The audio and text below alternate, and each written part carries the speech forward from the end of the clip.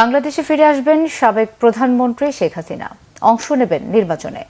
অবশেষে বাংলাদেশে আসছে ছাত্র আন্দোলনের ফলে পালিয়ে যাওয়া শেখ হাসিনা।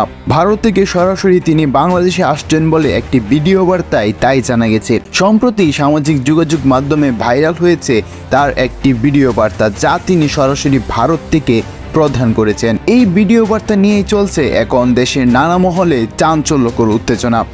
তবে তার এই আগমনের খবর শুনে আওয়ামী লীগের নেতাকর্মীদের মাঝে এক ধরনের উচ্ছ্বাস লক্ষ্য করা গেছে।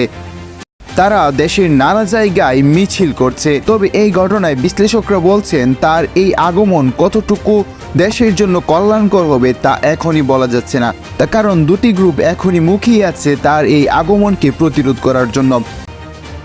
ছাত্র আন্দোলনের সমন্বয়করা এবং বিএনপির নেতাকর্মীরা তারা কোনোভাবেই চাচ্ছে না যে শেখ হাসিনা আবার দেশে আসুক। তবে আওয়ামী লীগের নেতাকর্মীরা পূর্ণ উদ্যমে চাচ্ছে যে শেখ হাসিনা চলে আসুক এবং তিনি এসে প্রধানমন্ত্রীর দায়িত্ব নিক। শেখ হাসিনা কবে আসছেন এবং তার সাথে কি কি প্রতিক্রিয়া ঘটতে যাচ্ছে দেশের মানুষের মাঝে, সর্বশেষ আপডেট পেতে চ্যানেলটি সাবস্ক্রাইব করুন। সেটাই এখন দেখার বিষয়।